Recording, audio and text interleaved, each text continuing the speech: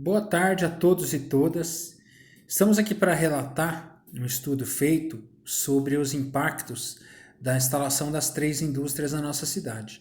Nosso grupo, nossa comissão de pesquisadores, é favorável à instalação dessas três empresas. Nossas pesquisas de campo e estudos teóricos foram feitos com ética, compromisso com a verdade e compromisso visando os dois pilares básicos de quando está esse tipo de questão em pauta, que é o desenvolvimento sustentável e o desenvolvimento econômico. É um velho clássico aí, né, desse tipo de problema. Nossa equipe multidisciplinar foi composta para responder as perguntas feitas pelos vereadores, para que chegasse a essa comissão defendendo o parecer favorável, embasado por questões numéricas, de pesquisa, né? Nossa equipe pesquisou, teve contato com profissionais que já participaram desse tipo de implementação de indústria. Nossa equipe tem vasta experiência na empresa química, levaram aspectos também da indústria química, aspectos teóricos da química que se aplicam muito na prática, né? Nossa equipe foi composta pelo Marcelo, pelo Lafayette, a Denise e a Renata, o Fernando, a Sônia, o Carlos, o Fernando Falcão e a Rosângela, a Leona e o Wagner. E a nossa relatora Aline, que fez o compilado de todas as pesquisas, né? Primeiramente, eu gostaria de abordar os aspectos socioeconômicos dessa velha disputa aí, economia versus meio ambiente.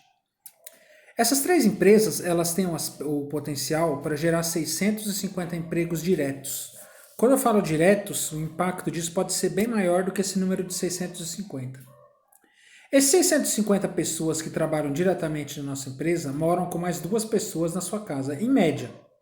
Também foi base de levantamento. Algumas pessoas até são maiores, algumas famílias até são maiores do que 3 pessoas. Então, as empresas, as três, têm um potencial de sustentar, aí pensando que cada pessoa mora com mais 2, são 3 por casa, de mais de 1.800 pessoas por mês. Esse é o primeiro ponto. O segundo ponto é que a nossa cidade, que assim como todas do Brasil, vive com os cofres públicos ali de uma maneira sempre no limite, vai ter um fôlego a mais para garantir o bem-estar social e investir em mais políticas públicas se ela tiver mais caixa. E essas empresas trarão esse caixa através de mais impostos na cidade, né? Outro aspecto, a nossa cidade vai ganhar também muitos empregos indiretos, porque o potencial dessas 650 pessoas que trabalham na empresa, o potencial de consumo delas vai ser maior. Sendo maior, elas vão ter mais acesso a vestuário, a remédio, a equipamentos eletroeletrônicos, equipamentos de informática, né? Sendo assim, de repente, um grande conglomerado shopping aí, ou uma marca de supermercado dessas maiores que tem, pode se interessar pela nossa cidade. E a gente sabe que a viabilidade para eles é a questão econômica. Eles se instalam, chegam, se abancam em algum lugar onde eles veem, percebem potencial para consumo, né? Que é o que a nossa cidade vai ganhar com essas três empresas, né? Por fim, para finalizar o aspecto econômico, para você ver que o ganho gira em 4 aspectos, né? Que é girar a economia, ter mais impostos, sustentar as pessoas e o ganho técnico, né? A nossa cidade vai ter mais cursos. Para trabalhar nessas empresas é necessário um aprimoramento técnico, um aperfeiçoamento. E com isso, várias faculdades, até particulares, podem querer se instalar na nossa região. O governo do estado, o governo federal, que é algo maior, podem viabilizar a instalação de uma faculdade, de uma universidade na nossa região. O Sistema S, composto pelo SENAC, pelo SENAI, pelo SESI, pode viabilizar cursos na nossa região, o que é ganhar muito. Muita gente ia querer estudar, muita gente ia se motivar a estudar, ia ver o vizinho, o parente tendo um emprego bom, trabalhando numa área melhor, maior, poderia se motivar a estudar também, né? Então, tecnicamente pensando, de conhecimento, a cidade ia ganhar muito com a instalação dessas três empresas. No aspecto sustentável, sustentabilidade, que é o segundo pilar aí desse clássico economia versus meio ambiente, a cidade também ia ganhar muito, né? Se trabalhasse, porque a empresa ela se comprometeu a trabalhar de acordo com as normas da CETESB, né? Que tem toda uma política, toda uma normatização de preservação do meio ambiente, né? A gente fez um estudo dos resíduos lançados por essas 3 empresas, chegamos à conclusão que a primeira e a terceira têm algo em comum. Na química, os químicos conhecem uma escala de acidez e alcalinidade chamada pH. Ela vai de 1 até 14, onde o mais próximo do neutro é o 7, obviamente. Aquilo que está abaixo do 7 em pH é ácido e aquilo que está acima do 7 é básico. A gente sabe que a água dos rios, assim, geralmente gira entre 6 e 8, que é o mais próximo da neutralidade. O primeiro resíduo nosso, da primeira empresa, tem 1,49, portanto ácido. E o da terceira, 3,06, portanto também bem ácido. Né? A empresa se compromete a tratar esses resíduos antes de jogá-los no rio, né? Antes de descartar. Para você não... Porque quando você joga um pH diferente de 6 de 8, você altera o pH da água. E alterando o pH da água, você tem todo um ecossistema complexo de um rio. Né?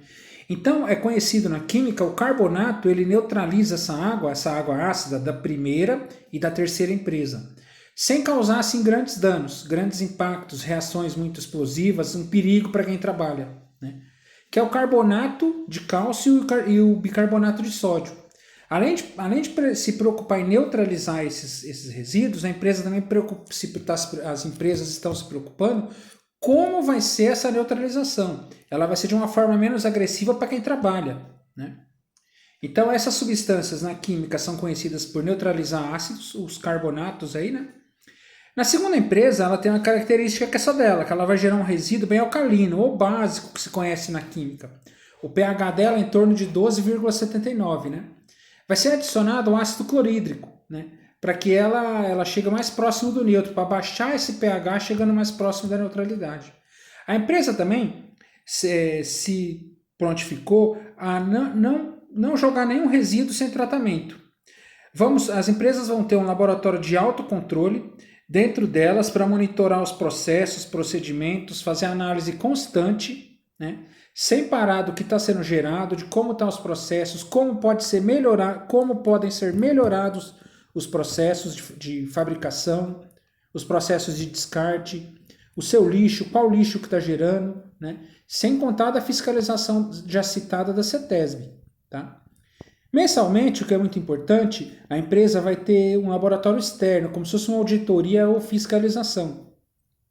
O que é muito importante, porque alguém de fora que não tem interesse na empresa, não é da empresa, não faz parte dos acionistas daquela empresa, vão controlar os processos dela. É interessante você ter alguém de fora te controlando, né? Porque para evitar falsificação, para evitar um descarte de resíduo indevido. Então vai ter alguém de fora que não é acionista, não tem nada com a empresa, ele vai ser apenas um laboratório de fiscalização ambiental, que será ligado a órgãos como a CETESB, que fará o perfeito controle dos resíduos, né? E esses laboratórios já citados de autocontrole da empresa, que vai ser o controle interno, vão ser equipados, pelos estudos feitos pela nossa equipe, de equipamentos modernos, como pHmetro de bolso, cromatografia líquida, absorção atômica, espectrofotômetro, né, que é exatamente para poder monitorar o que as empresas estão fazendo, né? Sem muito precisar ficar preso ao passado. A empresa vai estar de acordo com a modernidade, daquilo que tem mais moderno no mundo de sustentabilidade. Sem contar o monitoramento de campo que a empresa vai fazer, né? Então, por tudo isso, se justifica a instalação dessas empresas, por exatamente obedecer ao velho clássico desenvolvimento econômico versus desenvolvimento sustentável. Então, por